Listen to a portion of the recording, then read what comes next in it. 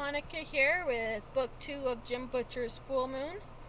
Today we are reading Chapter 34. I woke up. That surprised me in itself. I woke up to see the moon still high overhead and to feel Murphy's hand on my forehead. "Come on, Harry," she whispered. "Don't do this to me." I blinked my eyes a few times and whispered, "You shot me, Murph. I can't believe you shot me." She blinked her eyes at me to hold back tears. "You stupid jerk," she said, her voice gentle. "You should have got down when I told you to. I was busy." She glanced over her shoulder at McFinn's silent, still form.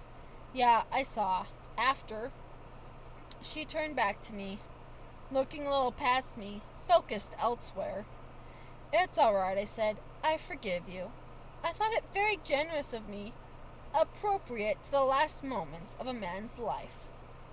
Murphy blinked at me and then stiffened. "You what?" "Forgive you, Murph, for shooting me. Your job and all. I understand." Murphy's eyes narrowed dangerously. "You think," she said, her face twisted with disgust, and she sputtered for a moment and then spat to one side. She began again. "You think that I thought you were one of the bad guys still, and I shot you because you wouldn't surrender?" I felt too weak and dizzy to argue. "Hey, it's understandable. Don't worry about it," I shivered. "I'm so cold." "We're all cold, moron," Murphy snapped. "A friend came through about the same time they threw us in that freaking pit. It must be below 40 already, and we're wet besides. Sit up, Elsid." I blinked at her. What?" "Sit up, dummy," Murphy said. "Look behind you." I did sit up, and it didn't hurt much worse than it had earlier this evening, surprising me again. I looked behind me. Denton was there. He held a fallen branch in one hand like a club. His eyes were wide and staring and savage, his face pale with loss of blood. There was a neat hole in his forehead, right in the middle. I blinked at the body for a moment, but how did he...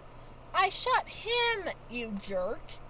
He came running up behind you, just as I came back from giving first aid to that naked woman, Tara West. I was shaking too hard to have a safe shot with you standing, and I didn't know the Lugaroo was coming up behind me." Murphy stood up. "I can't believe this," she said, and turned to walk away. "You thought I shot you." "Murph," I protested. "Murph, give me a break. I thought..." She snorted at me over her shoulder. She snorts well for someone with a cute little button of a nose. "You didn't think, Dresden," she said, flipping her hair back from her eyes. "Dramatic death scene, noble sacrifice, right? Tragically misunderstood. Ha! I understand you, buddy. You're a pompous, arrogant, pretentious, chauvinistic, hopelessly old-fashioned, stupidly pig-headed."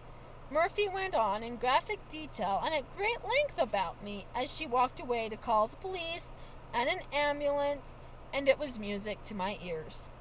I lay back on the grass, tired but smiling. Things were all right between us.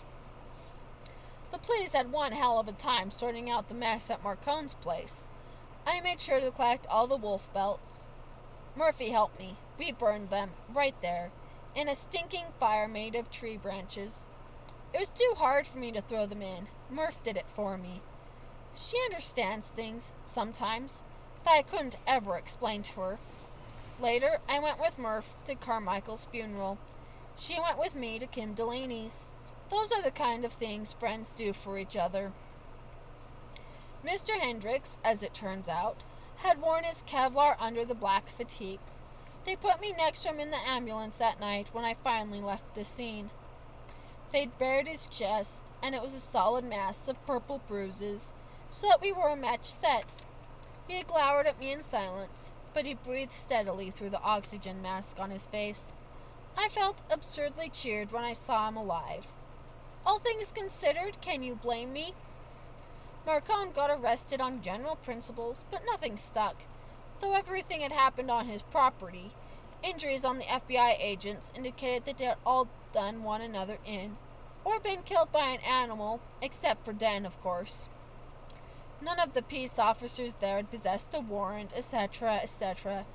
I hear his lawyers had him out in less than 3 hours. McCarn called me a few days later and said, "You owe me your life, Mr. Dresden. Are you sure we can't talk business?" "The way I see it, John," I told him, "you owe me your life. After all, even if you'd cut yourself free, you'd have just fallen down into the pit and got eaten up with the rest of us.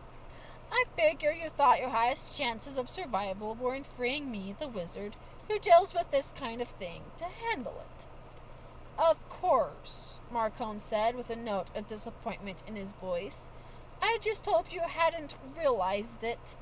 "Nonetheless, Harry—" "Don't call me Harry," I said, and hung up on him.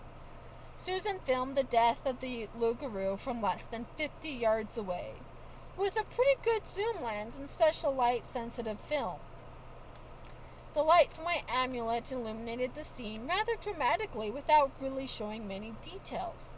You can only see my back, and it looks like I'm swinging a glow stick around, and then throwing it at the monster, which can be seen only in shadowy detail as something large and furry. At the point where I released a spell, there's a burst of static about a second long, for the magic messed up Susan's camera, even from that far away. In the film, the static clears and you can see Murphy shoot Den off of my back just before he brains me with his club. Then she spins about round like Rambo, jumps out of the way of the leaping furry something or other, and empties the rest of her clip into the thing out of reflex. Murph and I both know the bullets didn't hurt it at all. That was just a reflexive gesture on her part. But I don't need the attention. She was quite the hero according to the camera, and that was fine with me. Susan's film went on the morning news and was shown for about 2 days afterward, exclusively on WGN Channel 9, and it impressed Chicago a lot. The film made Murphy popular enough with voters that a bunch of city councilmen went to bat for her, and the internal affairs investigation got called off. She carries a little bit more clout now than she did before. The politicians down at City Hall paid for a real name tag for her office door. The weird thing was that the film just vanished after 2 days. No one knew what happened to it, but the film technician in the room with the exclusive WGN Channel 9 videotape disappeared too, leaving only a few scattered and low-quality copies. A couple of days later, some expert spoke up claiming that the tape had to have been fake and decrying it as a simple hoax perpetrated by a tabloid.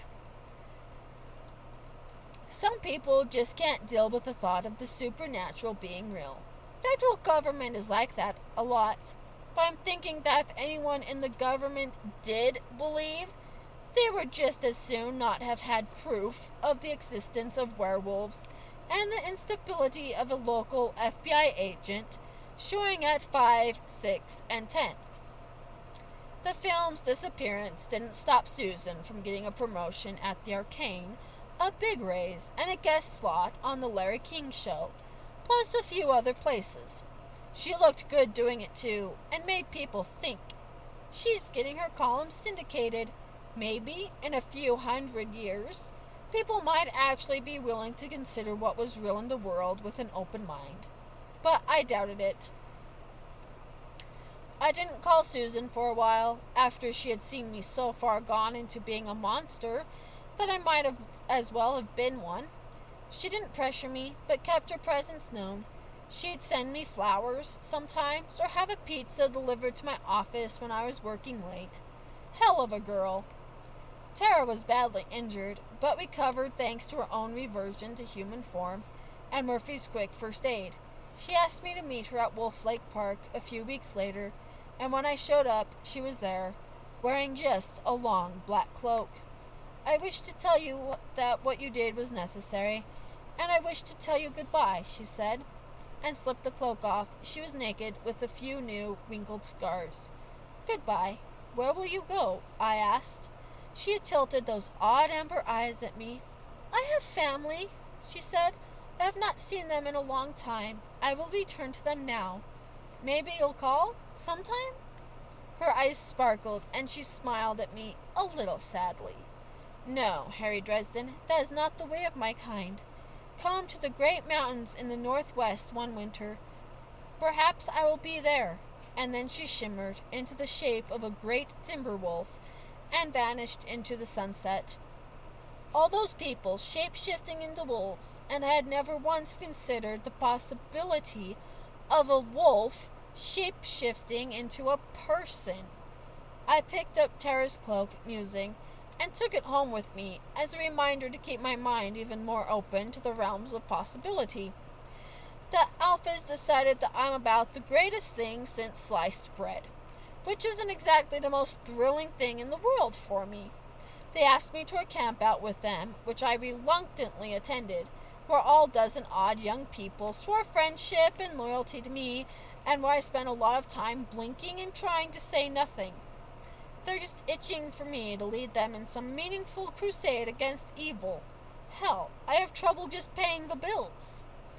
When I took some time to think about all that happened, I couldn't help but think that the last several months had been a little too crazy for coincidence. First, a power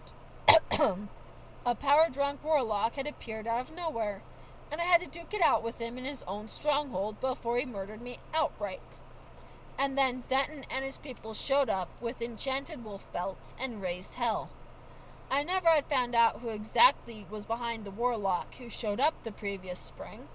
Black wizards don't just grow up like toadstools, you know. Someone has to teach them complicated things like summoning demons, ritual magic, and cliched villain dialogue. Who had been his teacher? And Denton and company had shown up 6 months later. Someone had provided them with those belts. Someone had warned Denton that I was dangerous, that I or someone like me from the council would go after him, and by telling him that, they appointed him at me, like a gun, determined to kill me. I'm not much of a believer in coincidence. Could have been one of my enemies on the White Council. One of the beings of the Never Never had come to hate me. I was on the list of a number of nasty things for one reason or another. "You know what?" I told Mister one night in front of the fire. "Maybe I've finally gone around the bend. But I think someone might be trying to kill me." Mister looked up at me, his feline features filled with a supreme lack of concern, and rolled over so that I could rub his tummy. I did, pensive and comfortable before the fire, and thought about who it might be, and then thought that I might be getting a little stir-crazy. I hadn't gone anywhere but to work and back home for a couple of weeks. Too much work and no play makes Harry a paranoid boy. I reached for her phone and started spinning the dial to Susan's number. Mister batted at my hand approvingly. "Or maybe I'm just too stupid to get out of trouble's way, huh?" Mister rumbled a deep affirmative purr in his chest.